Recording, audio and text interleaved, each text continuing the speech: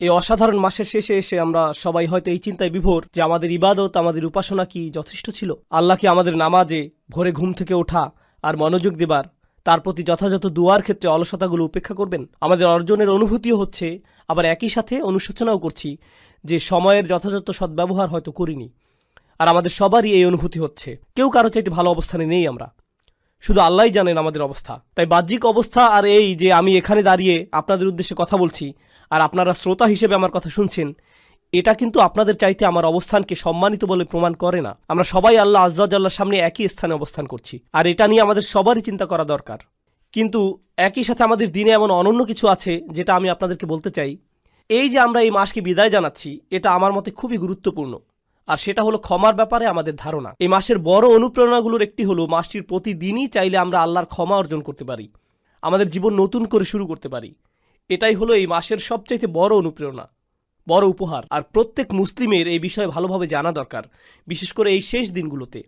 শেষের এই প্রত্যেকটি দিনই হতে পারে যে আপনার খাতা মুছে ফেলা হচ্ছে, আমার খাতা মুছে ফেলা হচ্ছে। আমরা যত গুনাহ করেছি সবকিছু মুছে ফেলা হচ্ছে, নতুন করে আবার শুরু করতে পারছি। আমরা যেন সদ্যজাত কোনো শিশুর মতো হয়ে গেছি, একদম শিশুর মতো। যদি আমরা এই শেষ কিছু দিনের, বিশেষ করে শেষ কিছু রাতগুলোর সঠিক সদ্ব্যবহার করতে পারি, আমাদের এই দৃষ্টিভঙ্গি হওয়া উচিত। কিন্তু একই সাথে দেখতে হবে যে কোরআনে শাস্তিপ্রাপ্ত প্রচুর মানুষের আলোচনা করা আছে। কোরআন ভর্তি জাহান্নামের বর্ণনা। কোরআনে প্রচুর বর্ণনা আছে দুর্নীতিপরায়ণদের, যাদের আমল কবুল হয় না, তাই না?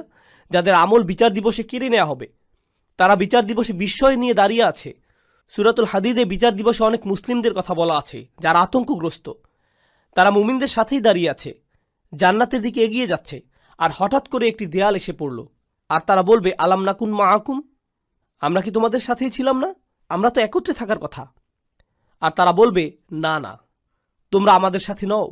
যারা জান্নাতের দিকে যাচ্ছে তারা বলবে, বালা ওয়াল্লাকিন্নাকুম ফাতানতুম আনফুসাকুম ওয়া তারাব্বাসতুম ওয়ারতাবতুম ওয়া গাররাতকুমুল আমানিয়্যু হাত্তা জাআ আমরুল্লাহ ওয়া গাররাকুম বিল্লাহিল গুরুর। এটা কিন্তু খুবই ভয়ঙ্কর আয়াত।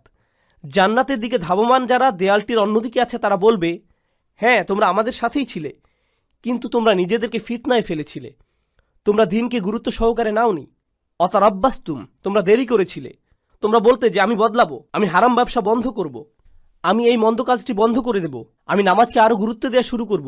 কিন্তু তোমরা শুধু দেরিই করছিলে, পরে করব, আরেকটু আনন্দ করে নেই, যতদিন বসন্তকাল চলছে, এরপর সিরিয়াস হয়ে যাব। এই জিনিসটি শেষ হলে আমার সন্তানগুলোকে বিয়ে দেবার পর আমি হারাম ব্যবসা ছেড়ে দেব। এসব যা কিছুই ছিল, যত অজুহাতই ছিল, তোমরা শুধু মুলতুবি করতে। সেই মানুষগুলো পেছনের লোকদের বলবে, হ্যাঁ আমরা একসাথে নামাজ পড়তাম, আমরা একই এলাকায় থাকতাম, আমরা একে অপরকে সালাম দিতাম, ঈদেও একে অপরকে সাহায্য করতাম, কিন্তু দেখো তোমরা নিজেদেরকে ফিতনায় ফেলেছিলে। অতারাব্বাসতুম অর্তাবতুম অগররাতকুমুল আমানিয়্যু হাত্তা জাআ আমরুল্লাহ। আর প্রথমত মিথ্যে আশা তোমাদের ধোকায় ফেলেছিল, তারা প্রতারণা করেছে। এর অর্থ কি? তোমরা ভাবতে এতে মন্দ কাজ করার পরেও তোমরা যদি সময় পেয়ে একটুখানি দোয়া করো, একটুখানি নামাজ পড়ো, সেটাই যথেষ্ট। তোমরা ভেবেছো এতটুকুতেই জান্নাতে ঢুকে যাবে। ঠিক যেমন আল্লাহ বলেন, আম হাসিবতুম আন তাদখুলাল জান্নাহ, যেন তোমরা অচিরেই জান্নাতে প্রবেশ করবে। এই ধরনের চিন্তা তোমাদের ধোকায় ফেলেছে। অবশেষে আল্লাহর সিদ্ধান্ত এসে গেল, অগররাকুম বিল্লাহিল গুরুর। আর যে ধোকা দিত সে খুবই পারদর্শী, সে তোমাদের ধোকা দিল, তোমাদের সাথে প্রতারণা করল। তোমরা একেবারেই নিশ্চিত ছিলে যে জান্নাতের গ্যারান্টি পেয়ে গেছো। এই আয়াতগুলো কোরআনে আছে, সেগুলো বেশ ভয়ানক। তো এই ক্ষমা চাবার মাসে যে আমরা আছি, আমরা কি উপায়ে বিভ্রান্তিহীন মানুষ হতে পারি? আমরা কিভাবে নিশ্চিতভাবে জানতে পারি যে আমরা সঠিক পথে যাচ্ছি, যে আমরা আসলে আল্লাহর ক্ষমা ভিক্ষা চাচ্ছি? আর একদিকে আপনারা যদি শুধু এই ধরনের আয়াতই পড়েন, তবে আপনি পুরোপুরি বিষণ্ণগ্রস্ত হয়ে যাবেন যে যাই করি না কেন কিছুই যায় আসে না। আমি জানিও না বিচার দিবসের দেয়ালটি কি ঠিক দিকে থাকবে নাকি ভুল দিকটায়। আমি জানি না আমার তাওবা কি আসলে আন্তরিক নাকি কৃত্রিম। আমি জানি না। তাহলে কিভাবে জানতে পারি? কোরআনের একটি স্থান নিয়ে এত আলিম কথা বলেছেন, কোরআনের এত স্পেশালিস্ট মুতাদাব্বিরিন এটা নিয়ে কথা বলেছেন যে এই স্থানে আল্লাহর ক্ষমাপ্রাপ্তির বিষয়টা সবচাইতে বিস্তারিতভাবে আলোচনা করা হয়েছে। ইসলামে ক্ষমার দর্শনের পুরো বিষয়টি ব্যাপকভাবে একটি স্থানে আলোচিত হয়েছে। আর আমি এখান থেকে কিছু জিনিস প্রথমে আমার নিজের জন্য, এরপর সবার উদ্দেশ্যে আলোচনা করছি। যেমন এই খুতবার শুরুতেই বলেছি যে আমাদের সবার জন্যই এই আলোচনা। এই আয়াতগুলো সম্পর্কে আমি আপনাদের বলেছি, এর মানে এই নয় যে আমার এগুলোর দরকার নেই, এমন নয় যে আমি জান্নাতের গ্যারান্টি পেয়ে গেছি, আপনারা এখনো পাননি, বরং আমাদের সবার অবস্থা একই। এখানে আল্লাহ তাদের সম্পর্কে বলছেন যারা ইসলাম সম্পর্কে কথা বলে। আল্লাহ বলছেন, ওমান আহসানু কওলাম মিম্মান দাআ ইলাল্লাহ ওয়া আমিলা সলিহান ওয়া ক্বালা ইন্নানি মিনাল মুসলিমিন। আর তার চেয়ে কার কথা উত্তম যে আল্লাহর দিকে মানুষকে আহ্বান জানায় এবং নিজেও সৎ কাজ করে? এর মানে সে নিজেও আমলের ঊর্ধ্বে হতে পারবে না। শুধু কথা বলাই যথেষ্ট না, তার নিজেকেও আমল করতে হবে। ওয়াকালা ইন্নানি মিনাল মুসলিমিন, আর সে স্পষ্টভাবে বলে দেয় আমি মুসলিমদের অন্তর্ভুক্ত। এর দুইটি অর্থ, এক, সে মুসলিম হিসাবে গর্বিত, আর দুই, সে নিজেকে অন্যান্য মুসলিমের চাইতে উত্তম মনে করে না, সে নিজেকে বেশি ভালো মনে করে না। তাই আমরা সবাই একত্রে, সবারই একই অবস্থা। আল্লাহর সামনে অন্তত এই দুনিয়াতে কেউই একজনের চাইতে অন্যজন উত্তম অবস্থায় নেই। আর শুধু আল্লাহই জানেন যে বিচার দিবসে আমাদের অবস্থা কি হবে, আর আল্লাহ এখনো জানেন আমাদের অন্তরের অবস্থা কেমন। যে আয়াতটি দিয়ে আপনাদের বলতে চাচ্ছি এখানে, তা আশা দিয়ে শুরু হয়। এটা গুরুত্বপূর্ণ, কারণ আমাদের দিন আশা দিয়ে শুরু হয়, ভীতি প্রদর্শন দিয়ে নয়। এটা সাবধানবাণী দিয়ে শুরু হয় না। যদিও আমার খুতবা তাই দিয়ে শুরু হয়েছিল, কারণ আপনাদের অনেকেই ছোটবেলা থেকে সবচেয়ে বেশি যেটা শুনে বড় হয়েছিলেন তা হচ্ছে ইসলাম ভয় প্রদর্শন দ্বারা পূর্ণ। আমাদের দিনে অনেক ভয় দেখানো হয়েছে, এটা করলে আল্লাহ তোমাকে ধরবে। বাচ্চাকাল থেকে বাবা মা এটা বলে আসছে, তুমি হারাম কিছু করলে আল্লাহ তোমাকে অনেক শাস্তি দেবেন, এই ধরনের শাস্তি, জাহান্নামে ওই ধরনের শাস্তি, এই শাস্তি। এগুলো কোত্থেকে শুরু হয়? কুল। নবীজিকে বলতে বলা হচ্ছে কুল, ওদেরকে বলে দিন। এই কুলটি গুরুত্বপূর্ণ, কারণ মুসলিমদের জন্য তখন আশার বাণী তাদের রাসূলের মুখ থেকেই শোনা জরুরি ছিল, সাল্লাল্লাহু আলাইহি সাল্লাম।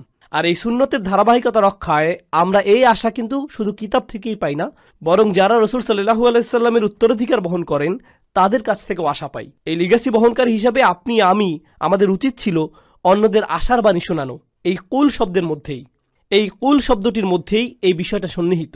কুল ইয়া ইবাদিয়াল্লাযীনা আসরাফু আলা আনফুসিহিম, তাদেরকে বলে দিন আমার বান্দারা, আমার দাস, আমার বান্দা যারা নিজেদের বিরুদ্ধে চলে গিয়েছ। আরবিতে ইসরাফ মানে সীমা অতিক্রম করা, উচিতের বাইরে চলে যাওয়া। যদি আপনি বেশি খেয়ে খাবার গলা পর্যন্ত চলে এসেছে এমন অবস্থা হয়, তাহলে আপনি খাদ্য গ্রহণে ইসরাফ করেছেন, বেশি খেয়ে ফেলেছেন। যেখানে বেশি খরচ করা উচিত নয় সেখানে অতিরিক্ত খরচ করে ফেললে আপনি খরচই ইসরাফ করেছেন। প্রতিশোধ নিতে গিয়ে কারো উপরে চরের বিপরীতে যদি 10 গুণ চর দিয়ে বসেন, তাহলে আপনি প্রতিশোধ গ্রহণে ইসরাফ করলেন। ইসরাফ মানে বাড়াবাড়ি করে ফেলা। আল্লাহ বলছেন আমার বান্দারা যারা নিজেদের বিরুদ্ধে বাড়াবাড়ি করে ফেলেছ, তারা অনেক ক্ষেত্রে যা করার তার চাইতে বেশি করে ফেলেছে। কিন্তু আল্লাহ বলেননি ইসরাফ কোন ক্ষেত্রে, সম্পদের ইসরাফ নাকি কথাবার্তার ইসরাফ নাকি গাফলতির ইসরাফ। ইসরাফটা কিসের এখানে, বাড়াবাড়ি কোথায় হয়েছে? আল্লাহ এটা নির্দিষ্ট করেননি, কারণ আমরা অনেক কিছুতেই বাড়াবাড়ি করি। আপনি অতিরিক্ত অলস হতে পারেন, আপনি বাড়াবাড়িভাবে রাগী হতে পারেন, আপনি অতিরিক্ত লোভী হতে পারেন, আপনি অনেক কিছুতেই বাড়াবাড়ি করতে পারেন, অনেক কিছুতে অতিরিক্ত করতে পারেন। আর আল্লাহ বলছেন তোমরা যেই বাড়াবাড়ি করে ফেলেছ নিজেদের বিরুদ্ধে, এটা আরেকটা জিনিস। আল্লাহ কিন্তু বলতে পারতেন ইয়া ইবাদিয়াল্লাযীনা আযলামু, যারা পাপ করেছো, যারা ইরতাকাবু সাইয়াতু, পাপ কাজ সংগ্রহ করেছো। না, বরং বললেন আসরাফু আলা আনফুসিহিম। এটা কি ইঙ্গিত দিচ্ছে? ইসরাফ হয় যখন কেউ নিজের জন্য বেশি বেশি চায়, আর নিজের জন্য বেশি চাবার কারণে আপনি ভাবছেন এটার ফলে আপনি বেশি কিছু পাবেন। আর আল্লাহ এই আয়াতের বাস্তবতা বলছেন, তিনি বললেন আসরাফু আলা আনফুসিহিম, তিনি লি আনফুসিহিম বলেননি। তিনি বলেছেন তোমরা নিজেদের বিরুদ্ধে বাড়াবাড়ি করেছো, নিজের জন্য করনি। তুমি ভাবছিলে তুমি গিয়ে সীমা অতিক্রম করেছো কারণ এতে তোমার জন্য কিছু থাকবে, কিন্তু বাস্তবতা হলো প্রত্যেকবার এমনটা করার সময় এটা তোমার বিরুদ্ধেই গিয়েছে। আলা আনফুসিহিম লা তাকনাতু মির রাহমাতিল্লাহ। তুমি যদি এটা মেনে নাও, আর আমি যদি মেনে নেই যে আমরা কিছু জিনিস বাড়াবাড়ি করেছি, কিছু জিনিসের সীমা অতিক্রম করেছি, তাহলে আল্লাহ বলছেন কোনোভাবেই আশাহত হইও না। এটা হলো সিদ্দাতুল ইয়াইস আল কুনুত। সিদ্দাতুল ইয়াইস, প্রচণ্ড হতাশা, খুবই বিষণ্ণতা। এখানে কি শিখতে পারছি? গুনাহ, মন্দ কাজ, এগুলো আমাদেরকে হতাশ করে দেয়। তারা এমন অনুভূতি আনে যে আল্লাহ তো আর আমাকে ক্ষমা করবেন না, আমার অবস্থা তো খুব খারাপ, তাই না? ক্ষমা চাবার অর্থটাই বা আর কি? আমি কি করছি জানেন? আমি কি কি কাজ করি সেগুলো জানেন? আপনি না জানলেই ভালো ভাই, আমি খুবই খারাপ। আর এই সময় ভাবছেন এই সময় এসে ক্ষমা চাবার মানেটাই বাকি। আর আল্লাহ জানেন এই চিন্তাগুলো ওসব মন্দ কাজের থেকে উৎপন্ন হয়। আবার কেউ বলে ক্ষমা চাও নিয়ে আমি আর ভাবতে পারবো না। আসলে যারা ভালো মানুষ তারা তো ইস্তেগফার ইত্যাদি করে, আমি তো অনেক অনেক খারাপ কাজের মধ্যে জড়িত। তাছাড়া এসব থেকে দূরে থাকবো সেটাও না, একেবারেই আশাহীন হয়ে যাও। তাছাড়া এসব থেকে দূরে থাকবো সেটাও আপাতত হচ্ছে না। আল্লাহ বলছেন লা তাকনাতু মির রাহমাতিল্লাহ, নিজেদেরকে আলাদা করে ফেলো না, আশাহত হয়েও না, একেবারেই আশাহীন হয়ে যেও না আল্লাহর ভালোবাসা, যত্ন আর ক্ষমা থেকে। আল্লাহ তোমাকে ভালোবাসা বন্ধ করেননি, তোমার খেয়াল রাখাও বন্ধ করেননি। এমন কখনোই না যে আল্লাহ তোমার প্রতি ক্ষমা দেখাতে আর আগ্রহী নন, এমন কিছুই না। আপনি নিজেকে বলেন আল্লাহ মনে হয় আমাকে শাস্তি দিতেই চান। না, এটা আপনার ধারণা, আল্লাহ বলেননি, আপনিই বলছেন। আল্লাহ কোরআনে কখনোই বলেন না যে আপনাকে শাস্তি দিতে চান, বরং তিনি উল্টোটাই বলেন মা ইয়াফআলুল্লাহু বিআযাবিকুম, আপনাকে শাস্তি দিয়ে আল্লাহর কী লাভ? তিনি কেন শাস্তি দিবেন আপনাকে? হুবহু এটাই বলেছেন আল্লাহ। দেখুন, কিছুদিন আগেই অসাধারণ এক হাদিস পড়েছি, এটা আমার দৃষ্টিভঙ্গি একেবারেই বদলে দিয়েছে। আপনাদেরকে এটা আগেও বলেছি যে আল্লাহ আমাদের সকলের জন্যই জান্নাতে ঘর বানিয়েছেন, প্রত্যেকটি মানুষের জন্যই, মুসলিম বলেন অমুসলিম বলেন সবাই, আমাদের প্রত্যেকের জন্যই জান্নাতে একটি বাড়ি বানানো আছে, আমাদের জন্যই অপেক্ষা করছে, একটি পরিবার অপেক্ষা করছে সেখানে। কেউ কেউ পরিবার বলতে বোঝেন যে তিনি আপনার আর আপনার পরিবারের জন্য জান্নাতের গ্যারান্টি আগেই দিয়ে রেখেছেন। শুধু কিছু মানুষ যেতেই চায় না, কিছু মানুষ জান্নাতেই যেতে চায় না, আর তাই জান্নাতে অনেক খালি বাসা পড়ে থাকবে যখন মানুষজন যাবে। আর আল্লাহ বলছেন এই ঘরগুলো উত্তরাধিকার হিসেবে মুমিনদেরকে দেয়া হবে। উলাইকা হুমুল ওয়ারিসুন, সেগুলোকে মুমিনদের জন্য উত্তরাধিকার হিসেবে দেয়া হবে। যারা নিজের পরিবার সহ জান্নাতে আনন্দ করতে চায়নি তাদের ঘর। আল্লাহ কোরআনে বলছেন আল্লাযীনা খাসিরু আনফুসাহুম ওয়া আহলিহিম ইয়াওমাল কিয়ামাহ, যারা নিজেদের আর নিজেদের পরিবারকেও হারিয়ে ফেলেছে বিচার দিবসে। নিজের পরিবারকে কিভাবে বিচার দিবসে হারিয়ে ফেলে? কারণ পরিবার তো অপেক্ষাই করছিল, পরিবার তো জান্নাতেই ছিল, সুন্দর এক জীবন তো ছিল ওখানে। তাই আল্লাহ আযজা ওয়া জাল্লা এই আয়াতে বলছেন ইন্নাল্লাহা ইয়াগফিরুয যুনুবা জামিআ। দয়া করে খোলা কানে এই আয়াতগুলো শুনুন। রমজানের আর যে কয়দিন বাকি আছে সেগুলোর সুযোগ নিন, নিজেদের জন্য আর আপনার পরিবারের জন্য হলেও। ইন্নাল্লাহা ইয়াগফিরুয যুনুবা জামিআ, আল্লাহ ক্ষমা করে দিবেন সমস্ত গুনাহ, সব একত্রেই। আর এটা কোরআনের একটা মিরাকল। কোরআনের সবচেয়ে বড় উপহারগুলোর একটি এই যে আল্লাহ বলেছেন জুনুব, তিনি সাইয়্যাত বলেননি। কারণ আরবিতে সাইয়্যাত হলো গুনাহ, আর জুনুব তার চাইতে ছোট। আর আল্লাহ বলছেন তিনি ছোটগুলোকেও ঢেকে রাখবেন। আসলে ছোটগুলোর নাকচ করা বড়গুলোকেও অন্তর্ভুক্ত করে ফেলে। যেমন আল্লাহ যদি বলেন আমি তোমার বড় গুনাহগুলো মাফ করে দেব, এর মানে তিনি ছোট গুনাহগুলো হয়তো বাদ দেবেন। তিনি বলছেন আমি তোমার ক্ষুদ্রতম গুনাহটিকেও ক্ষমা করব, তোমার আমলনামা এতই পরিষ্কার করে দেব যে তাতে একটুও দাগ থাকবে না, সব কিছু চলে যাবে। জামিআন, সবকিছু একত্রেই। ইন্নাহু হুয়াল গফুরুর রহিম, কোনো সন্দেহ নেই তিনিই একমাত্র যিনি প্রচণ্ডভাবে ক্ষমাশীল, প্রচণ্ড ক্ষমাশীল তিনি। আর তিনি সর্বক্ষণই প্রেমময়ী, সর্বক্ষণই করুণাময়, সর্বক্ষণই যত্নশীল। এটাই ক্ষমার ব্যাপারে প্রথম বার্তা দেবার কথা ছিল। আল্লাহ সবকিছু মাফ করে দিতে প্রস্তুত। আল্লাহ আপনার সবকিছু একেবারে নতুন করে শুরু করতে প্রস্তুত। তবে সেটাই কিন্তু একমাত্র নয়। কেউ এই আয়াত পড়ে ভাবলো এটাই আয়াতটির বার্তা। না না না না, দেখুন আমের বা নির্দেশ কিন্তু এখনো চলছে। তাই পরে আয়াতটি পড়ার পদ্ধতি হলো উল ইয়া ইবাদিয়াল্লাযীনা আসরাফু আলা আনফুসিহিম আনিবু ইলা রাব্বিকুম। এটা ঠিক এমনই, এভাবেই বোঝানো হচ্ছে। এর মানে হলো আমার বান্দারা, এখন যেহেতু জানো যে আমি সব কিছুই ক্ষমা করে দেব, আমার কাছে ফিরে আসো, নিজের মালিকের কাছে ফিরে আসো। এই বার্তার পরের অংশে এটাই। ক্ষমার আলোচনা ওখানেই শেষ হয়নি, তার কাছে ফিরে আসুন। তিনি বলছেন আমি ক্ষমা করতে প্রস্তুত, কিন্তু আমার ক্ষমা বিনামূল্যে নয়, এটা অর্জন করতে তোমাকে কিছু একটা করতে হবে। আমার কাছে ফিরে আসো। আনিবু ইলা রব্বিকুম, নিজের অন্তর তোমার রবের দিকে ফিরিয়ে দাও। আমার কাছে ফিরে আসো।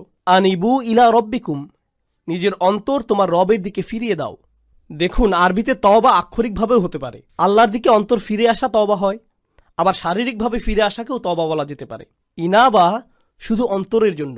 আরবিতে ইনাবা ব্যবহৃত হয় যখন অন্তর আল্লাহর দিকে ফিরে আসে। তাই আল্লাহ বলছেন তোমার অন্তর কোথায়, কি নিয়ে ব্যস্ত তুমি, কি নিয়ে বিভ্রান্ত তুমি? তোমার মালিকের কাছে ফিরে যাও, তিনি ক্ষমা করতে প্রস্তুত। ওয়াসলিমুলাহু, এরপর তিনি বলছেন যেহেতু তোমার অন্তর আমাকে দিয়েছ, এখন তোমার সত্তাকেও আমার প্রতি সমর্পণ করো, ইসলামে থাকো, নিজেকে সমর্পণ করো, মান্য করতে প্রস্তুত হও। ওয়া আসলিমুলাহু মিন ক্বাবলু আন ইয়াতিয়াকুমুল আযাব সুম্মা লা তুনসারুন, শাস্তি আসার পূর্বেই এরপর আর সাহায্য প্রাপ্ত হবে না। এখন আল্লাহ শাস্তির কথা বলেছেন, এমন না যে আয়াতে শাস্তির কথা নেই, আছে, কিন্তু শুরু হয়েছে কি দিয়ে? শুরু হয়েছে উৎসাহ দিয়ে, যে দেখো আমি সব ক্ষমা করতে প্রস্তুত, কোনো শাস্তিই তোমাকে দেয়া হবে না। তুমি যদি চাও তবে আমার কাছে ফিরে আসো, নিজেকে আমার কাছে সমর্পণ করে দেওয়া উচিত তোমার, আর তাড়াতাড়ি করো এটা। এমন ভেবো না যে অনেক সময় হাতে আছে, এমন লোকদের অন্তর্ভুক্ত হয়েও না বিচার দিবসে যাদেরকে বলা হবে তারা বাস্তুম, ভেবেছিলে তোমাদের হাতে অনেক সময় যে দেরি করলেও হবে, তাই না? এটা যেন ফি মানাতা আখারতুম, তুমি বিলম্ব করেছিলে, অনেক সময় আছে আরো, থাকুক, বাদ দাও। এই ধরনের কথাবার্তা, এমন ধরনের লোক হবে না। আল্লাহ বলছেন শুরু করে দাও মিন কবলি। এই মিনকে বলে মিনাত তাজিল, শাস্তি আসার ঠিক আগে আগে। আমি বলছি শাস্তি হতে কিন্তু দেরি নেই, কাছেই। বিচার দিবসের কথা বললে অনেকে মনে করেন বিচার দিবস অনেক দেরি, তাই না? ইন্নাহুম ইয়ারাউনাহুম বাঈদা, তারা মনে করে ওটা হতে অনেক দেরি। অনারাহু করিবা, কিন্তু আমাদের প্রত্যেকে আমরা কখন যাব? আমরা কি ঈদের দিন আদৌ দেখতে পাবো? কে জানে, কে জানে আমরা কবে যাব? কে জানে মৃত্যুর ফেরেশতার কাছে আল্লাহ কি লিখে দিয়েছেন? আমরা পার্কিং লট পর্যন্তও কি যেতে পারবো? কে জানে, আমরা কেউ জানি না। আর আমাদের মৃত্যু হলেই মান মাতা ফাকাদ কামা কিয়ামাহু, যে চলে যায়, যেই মারা যায় তার কেয়ামত শুরু হয়ে যায়। আপনার কেয়ামতের জন্য ইয়ামুল কেয়ামা, পুনরুত্থান দিবসের জন্য অপেক্ষা করতে হবে না। 1 সেকেন্ডেরই ব্যাপার এটা। আর ফেরেশতা যখন চলে আসবেন, তিনি বলবেন না, ও সরি, আপনার 5টা একটা মিটিং আছে না, তাহলে পরে আসছি। এমনটা কিন্তু হবে না। যখন যাবার সময় চলে আসবে, যেতেই হবে, কোনো দেরি হবে না। তাই আল্লাহ বলছেন, আর দেরি করো না, নিজের অন্তরকে আমার দিকে ফিরিয়ে আনতে আর সমর্পণ করতে বিলম্ব করো না। ওয়া আনিবু ইলা রব্বিকুম ওয়া আসলিমু লাহু। তাছাড়া আমাদের দিনের সৌন্দর্যটা দেখুন। কেউ যদি খুতবাতে বসে বসে সিদ্ধান্ত নেয় যে সে আল্লাহর দিকে ফিরে আসবে, সে এখনো কিন্তু কিছুই করেনি। সে কিন্তু এখনো তার জীবনধারা সম্পর্কিত কিছুই বদলায়নি। সে এখনো তার আয়ের উৎস নিয়েও কিছু করেনি, কিংবা তার আচরণেও পরিবর্তন আসেনি। সে শুধু অন্তরে নিয়ত করেছে যে সে ভিন্ন মানুষ হয়ে যাবে। আর সে বের হয়ে যাবার সময়, কিংবা সে তার পরিবারের সাথে দেখা করার আগেই আল্লাহ হয়তো তার জীবন নেবার সিদ্ধান্ত নিলেন, সে ক্ষমা পেয়ে যাবে। সে তো পরিষ্কার, সে আল্লাহর দিকে ফিরে এসেছিল, এটাই যথেষ্ট। সুবহানাল্লাহ। আমি একজন লোককে চিনতাম নিউ ইয়র্কের এক মসজিদে, বেশ বড় মসজিদ, ম্যানহাটনের 96 স্ট্রিট, সেখানকার সবচেয়ে বড় মসজিদ। আর এটার সামনেই বিশাল বড় একটা অ্যাপার্টমেন্ট কমপ্লেক্স। সেখানে এক হিন্দু লোক বাস করত। মসজিদটাও সেখানে যুগ যুগ যাবৎ ছিল। সে প্রতিদিন সেই দিক দিয়ে যেত আর শুনত, কারণ তারা মাইকে আজান দিত। তো তিনি আজান শুনতেন, সবসময় সেটা শুনতে পেতেন। 96 বছর বয়স। মসজিদে এসে বললেন, আমি মুসলিম হতে প্রস্তুত। 96 বছর বয়স। শাহাদা পাঠ করলেন। 2 দিন পর মারা গেলেন। 96 বছরের শিরক, 96 বছরের গাফলা। এরপর তিনি আল্লাহর কাছে ফিরে এলেন, সেটাই যথেষ্ট হয়ে গেল। সব পাপ মুছে ফেলা হলো, সকল মন্দ কাজকে ভালো কাজে পরিণত করে ফেলা হলো তার জন্য। ইন্না লিল্লাহি ওয়া ইন্না ইলাইহি রাজিউন।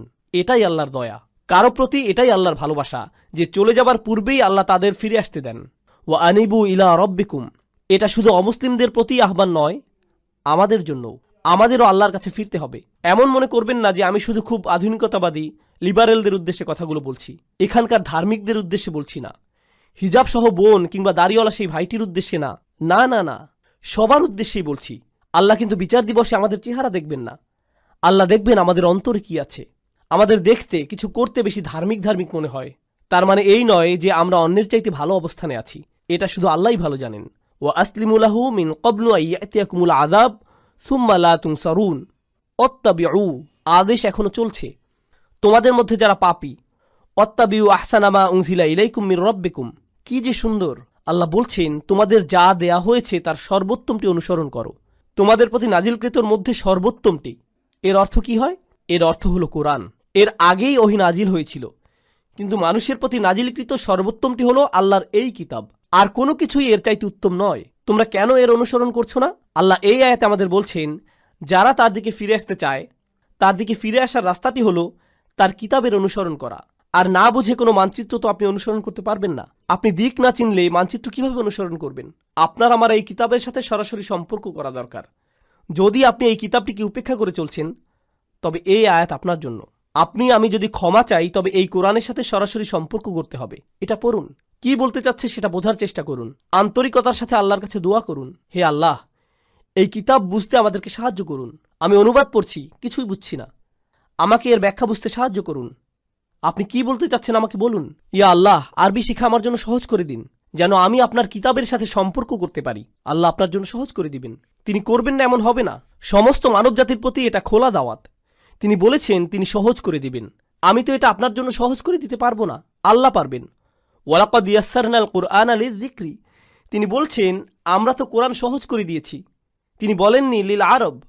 তিনি শুধু আরবদের জন্য সহজ করে দেননি, বরং পুরো মানব জাতির জন্য সহজ করেছেন। এটাই তার ওয়াদা। তাই তাকে কিছু আন্তরিকতা দেখান, নিজের পক্ষ থেকে কিছু প্রেরণা দেখান যে আপনি প্রস্তুত, যে আমিও ফিরে যেতে চাই। আপনি দেখতে পাবেন দরজা তার থেকেই খুলে আসছে।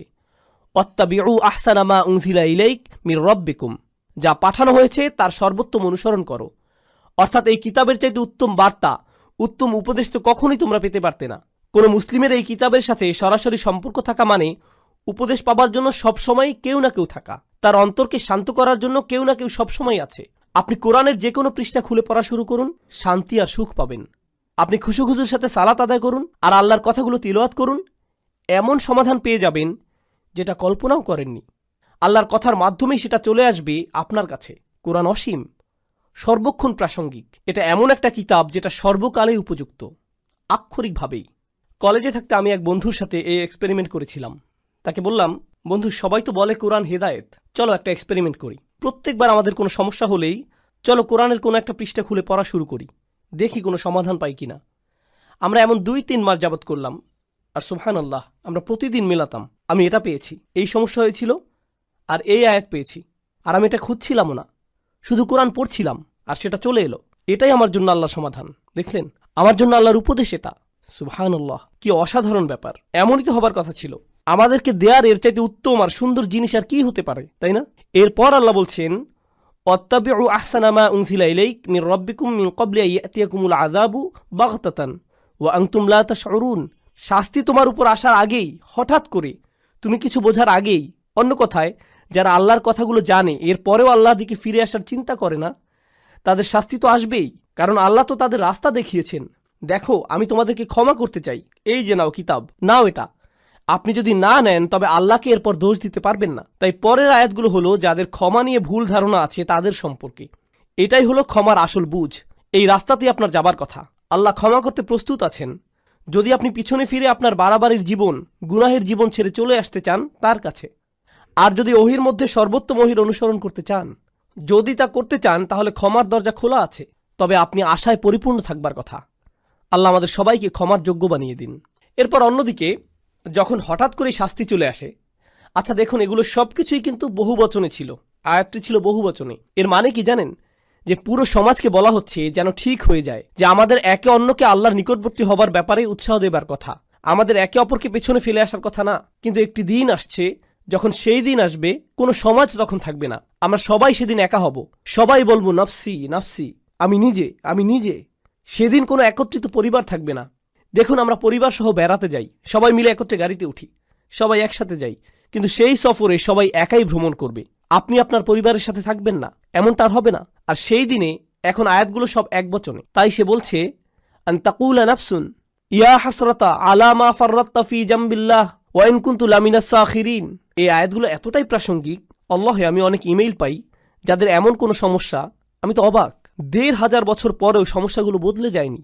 সেদিন এমন লোকও থাকবে যারা বলবে, হে আল্লাহ, ইয়া হাসরাতা, শেষের আটি ইয়াতেও রূপান্তরিত হতে পারল না, কারণ ইয়া মুচকি হাসির কাছাকাছি। লোকটি তার কারাহা, তার হুজুনের জন্য ইয়া উচ্চারণ করতে পারছে না। হায় হায়, কি অনুশোচনা আমার, এ কি করে ফেললাম আমি। এমনটাই সে বলছে, ইয়া হাসরাতা আলা মা ফাররাততু ফি জামবিল্লাহ, যে আমার থেকে যা আশা করা হয়েছিল তার চাইতে অনেক কম করে ফেলেছি আল্লাহর উপস্থিতিতেই, আল্লাহর সান্নিধ্যেই। আপনাদেরকে বুঝিয়ে বলার চেষ্টা করছি এখানে কি বলছে। আল্লাহ শুরুতে বলেছিলেন, তোমরা শুধু বাড়াবাড়ি করো, তোমরা সীমা অতিক্রম করো শুধু, আর শুধুমাত্র সেসব জিনিসই তোমরা ছাড়াছাড়ি করো যেগুলো আল্লাহ চান যে তোমরা করো। এটাকে বলে তাফরিদ, প্রত্যাশা থেকে কম করা। আর ওই লোকটি, আয় হায়, আমি প্রত্যাশা থেকে কম করে ফেলেছি, ঠিক আল্লাহর সংস্রবে থেকেই। আর আল্লাহর সংস্রব মানে কি? ফি জামবিল্লাহ। কুরআন বলছে ওয়াসাহিবিহি বিল জাম্ব, যে আপনার পাশেই বসে আছে। জাম্ব মানে আল্লাহর ঠিক সাথেই। আপনি মসজিদের কাছেই থাকতেন, আপনি মুসলিমদের পাশেই বসে আল্লাহর কিতাব থেকে উপদেশ শুনতেন, আপনি কোরআনের তেলাওয়াতও শুনতে পেতেন, আপনার পরিবারের লোকেরা আপনাকে নসিহত দেওয়ার চেষ্টা করত, আর সবাই আপনাকে এভাবে আল্লাহর সংস্রব দিত। আল্লাহর সংস্রব মানে প্রথমত আল্লাহ নিজেই নিকটবর্তী, ফাইন্নী করিব। দ্বিতীয়ত যারা আপনাকে আল্লাহ স্মরণ করিয়ে দিত তাদেরকে দূরে ঠেলে দিতেন। আরে যা করছি যাও তো, আরে যা করছি করতে দাও তো, আমি কি করব তোমাকে বলতে হবে না, উপদেশ দেওয়া বন্ধ করো, আমার দরকার নেই উপদেশের, আমি ঠিক আছি, ভালোই আছি, আমার বাণী শোনার দরকার নেই এখন। লোকটি বলছে, হায় হায়, কি করলাম আমি কিভাবে শৈথল্য করলাম, আমি সহজেই উতরে যেতে পারতাম। এরপর সে কারণ দর্শাচ্ছে। তরুণ ভাইয়েরা, দয়া করে শুনুন, সে কারণ দিচ্ছে কেন সে শৈথিল্যতা করেছিল। সে বলছে, ওয়াইন কুনতা লামিনাস সাখিরিন, আমি ঠাট্টা বিদ্রুপকারীদের মধ্যে অন্তর্ভুক্ত ছিলাম, আমি এই সব কিছুকে কৌতুক মনে করেছিলাম, আমি এই সব কিছুকে হাওয়ায় উড়িয়ে দিতাম। ধুর, নসিহতের প্রতি এমনই আচরণ করতাম, আক্ষরিকভাবেই সাখির, আমি পাত্তাই দিতাম না। অনেক মানুষ আছে না আল্লাহর ক্ষমার উপর ভরসা হারিয়ে ফেলে। এই আয়াত তার পরের ধাপ বলছে, এটা যারা ক্ষমাকে পাত্তাই দেয় না তাদের কথা বলছে। তারা মনে করে এসব মজা, কিসের জন্য ক্ষমা, ও বিচার দিবস, আচ্ছা, এটাকে তারা গুরুত্বই দিত না।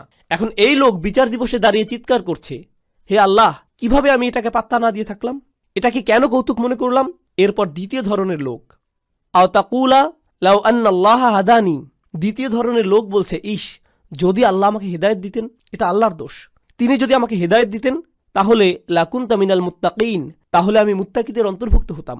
আল্লাহ সিদ্ধান্ত নিয়েছিলেন যে আমি বিদ্রুপকারী হব, আল্লাহরই সিদ্ধান্ত যে আমি নামাজ পড়িনি, আল্লাহ ঠিক করেছিলেন যে আমি অলস থাকব, তিনি ঠিক করেছিলেন আমি বদরাগী হব, এটা তো আমার দোষ না, এটা আল্লাহর দোষ।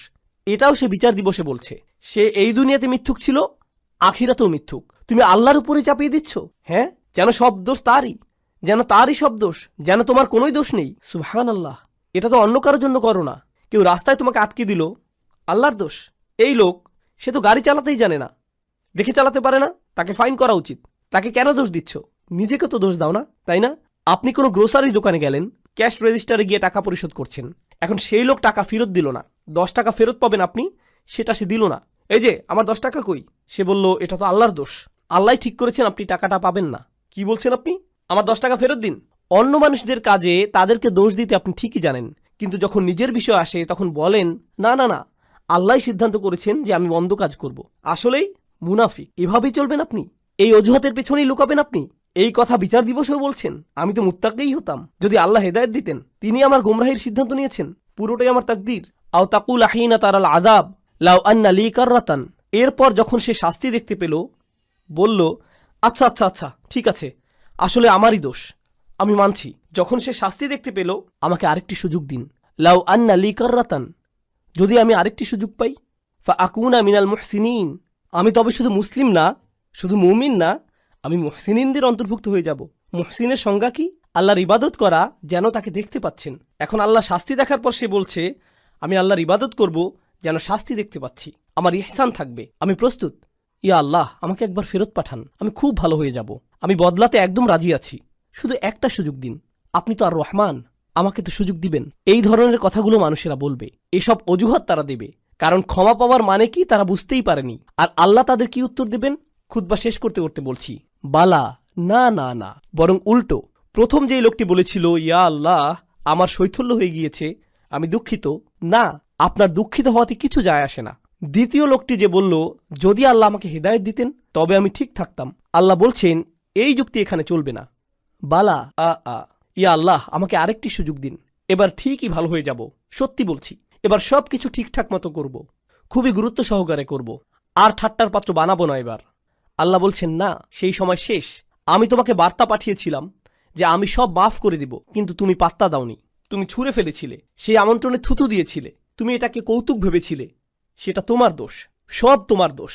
আল্লাহ বলছেন বালা কদ জাআতকুম আয়াতি, আমার আয়াত এসেছিল তোমার কাছে, আর এটা এক বচনে। এর মানে কি জানেন? ওহী রাসূলুল্লাহ সাল্লাল্লাহু আলাইহি সাল্লামের কাছে এসেছিল, কোরআন তার কাছে এসেছিল, আর তার মাধ্যমে আপনাদের সবার কাছে আলাদা আলাদা করে। আল্লাহ বলছেন যা আতকা আয়াতি, যা আতকা আয়াতি, আমার আয়াত তোমার কাছে এসেছিল, আর তোমার কাছে, আর তোমার কাছে। আর এটা আতাতকা আয়াতিও নয়, বলছে যা আতকা আয়াতি। যা মানে অনেক দূর থেকে আসা। আমি সপ্ত আসমান থেকে কোরআন পাঠিয়েছিলাম, অগণিত ফেরেশতা সহ পাঠিয়েছিলাম আল্লাহর শেষ রসুল সাল্লাল্লাহু আলাইহি সাল্লামের কাছে। তিনি রক্তাক্ত হয়েছিলেন যেন তুমি একদিন কোরআন পড়তে পারো, আমরা যেন কোরআন তেলাওয়াত করতে পারি। এজন্য মানুষ জীবন দিয়েছে, মানুষ জীবন বিকিয়ে দিয়েছে, যেন একদিন মানুষ লা ইলাহা ইল্লাল্লাহ বলতে পারে, যেন একদিন কিতাবটি খুলে ফাতিহা পড়তে পারি। সে আয়াত তোমার কাছে এসেছিল, ফাকাযযাবতা বিহি, আর তুমি ভেবেছিলে এই সবকিছুই মিথ্যে, সেগুলো উপেক্ষা করেছো। অস্তাকবারতা, তুমি অহংকারপূর্ণ ছিলে, আমার বাণীর প্রতি আর আমার কিতাবের প্রতি অহংকার করেছিলে। এত দূর থেকে আসা বার্তাকে উপেক্ষা করার সাহস করেছো তুমি, এটাই তুমি ছিলে না? ওয়াকুনতা মিনাল কাফিরিন, তুমি তো সবসময় কাফির ছিলে। চাইলে এখন আল্লাহর কাছে এসে সারাদিন ধরে কাঁদতে পারো। এটাই হলো ক্ষমার প্রকৃত বুঝ। আল্লাহর আয়াত আমাদের সবার কাছেই এসেছে। এই মাসে আমরা ওহী আগমন উদযাপন করি, এই মাসে আমরা বলতে পারি ইয়া আল্লাহ আপনার আয়াত এসেছে আমার কাছে, আমাদের সবার কাছে আপনার আয়াত এসেছে। আর আমরা এগুলোর প্রতি অহংকারী হব না, আমরা এগুলো উপেক্ষা করব না, আমরা গুরুত্ব সহকারে নেব সেগুলো। কোরআনের সাথে আপনার সম্পর্ক এই মাসেই ঠিক করুন, যেন মাস শেষ হবার পরেও সেটা চালিয়ে যেতে পারেন, সেসব মানুষদের অন্তর্ভুক্ত হন। দোয়া করি যেন আমি তাদের মধ্যে হতে পারি, যেন আপনারা তাদের মধ্যে হতে পারেন, যেন আল্লাহ আমাদের জন্য কোরআনের সান্নিধ্যে যাওয়াটা সহজ করে দেন। যত দিন যায় আরও কাছে যেন যেতে পারি, অলসতা যেন আমাদের কখনো ছুতে না পারে। এই উপহার, এই ভালোবাসা কোরআনের প্রতি যা আল্লাহ আমাদেরকে দিয়েছেন, সেটা যেন আমরা সবার কাছে ছড়িয়ে দিতে পারি, সেই দোয়া করছি। এই উপহারের মহত্ব ও গুরুত্ব যেন আমরা আমাদের সন্তানদের মাঝে ছড়িয়ে দিতে পারি, তাদের মধ্যেও যেন এই ভালোবাসা গড়ে ওঠে। আপনার বাচ্চাকে ভিডিও গেম কিনে দিলে কত খুশি হয় খেয়াল করেছেন? তাদের চেহারার আনন্দ লক্ষ্য করেছেন? ঈদ আসছে, তাদেরকে আমরা খেলনা দেব, তখন তাদের চেহারার আনন্দ দেখেন, কত খুশি তারা, কিভাবে চিৎকার করছে। এটাকে আরবিতে ফারাহ বলে। আল্লাহ কোরআন সম্পর্কে বলছেন ফাবিযালিকা ফালিয়াফরাহু, এই কোরআনের কারণেই তোমাদের উচিত খুশিতে উৎফুল্ল হওয়া। কোথায় সেই খুশি? কোরআন নিয়ে সেই আনন্দ কোথায়? আমাদের কিভাবে নবীজি সাল্লাল্লাহু আলাইহি সাল্লাম বলবেন, ইয়া আহলাল কোরআন, হে কোরআনের মানুষ, কোরআনের লোকজন, সেটা কোথায়? আজকেই ঠিক করার সময়। কালকের জন্য অপেক্ষা করবেন না, আজ রাতের জন্য অপেক্ষা করবেন না। কোরআনের মানুষ হয়ে যান, আল্লাহর নিকটবর্তী হবার মতো মানুষ হয়ে যান, তার ক্ষমা অর্জন করে নিন, তার আমন্ত্রণ গ্রহণ করুন। আল্লাহ যেন আমাদের সবাইকে তার ক্ষমা, তার ভালোবাসা, তার করুণার যোগ্য বানিয়ে দিন। যেন আল্লাহ আয্যা ওয়া জাল্লা আমাদের সবাইকে, আমাদের সন্তানদেরকে, আমাদের পিতামাতা, আমাদের আত্মীয়দের তার জান্নাতে প্রবেশ করিয়ে দিন। আল্লাহ আয্যা ওয়া জাল্লা যেন সকল মুসলিমদের সকল ভুল মাফ করে দেন। আল্লাহ আয্যা ওয়া জাল্লা যেন সমস্ত রোজা, সকল ইবাদত কবুল করে নেন, এমনকি যেগুলো ভুলে ভরা, অলসতায় ভরা সেগুলোও। আল্লাহ যেন আমাদের সবাইকে তেমন বানিয়ে দিন। বিচার দিবসে তার ছায়ার নিচে দাঁড়ানোর তৌফিক দিন। বারাকাল্লাহু লি ওয়া লাকুম ফিল কুরআনিল হাকিম ওয়া নাফা'নি ওয়া ইয়্যাকুম বিল আয়াতি ওয়াজ যিকরিল হাকিম। আসসালামু আলাইকুম ওয়া রাহমাতুল্লাহি ওয়া বারাকাতুহু।